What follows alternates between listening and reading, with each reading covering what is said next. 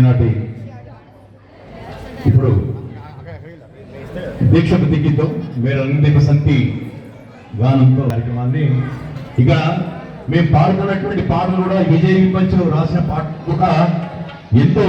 వారి రచనలో ఎంతో